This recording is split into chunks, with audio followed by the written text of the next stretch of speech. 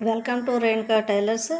ఈరోజు మీ అందరికీ టైలర్స్ అందరికీ ఒక యూజ్ఫుల్ ఇన్ఫర్మేషన్ చెప్తాను. ఇది తప్పకుండా అందరూ గుర్తుపెట్టుకోవాల్సిన విషయము. రీసెంట్గా నేను జాక్ FI మిషన్ ఆన్లైన్లో తీసుకుంటే ఫిట్టింగ్ చేయడం అనేది మనకు కొంచెం ఇబ్బంది కాబట్టి ఫిట్టింగ్ చేయడానికి వర్కర్ని పిలిచాను. వర్కర్ వచ్చాడు, తను 700 అడిగాడు, నేను 500 ఇస్తానన్నాను. ఓకేనని వచ్చి ఫిట్ చేశాడు. ఎంత తెలివిగల్లోళ్ళు అంటే ఆడవాళ్ళని ఈజీగా మోసం చేయొచ్చు అనేది బాగా మిషన్ అనేది ఎవరు రిపేర్ చేస్తారు, ఒక వర్గం వాళ్ళు మాత్రమే బాగా చేస్తారు. ఈజీ ఆడవాళ్ళు అంటే చులకన.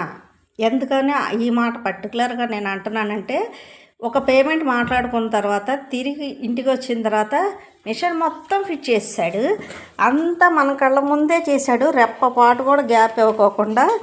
అంతా అయిపోయిన తర్వాత దీనికి వచ్చిన కనెక్టర్ని జేబులో పెట్టుకొని పట్టుకెళ్ళిపోయి కంపెనీ వాడు ఇవ్వలేదండి, మీరు ఎక్కడైతే కొన్నారో వాళ్ళని అడగండి అని చెప్పారు.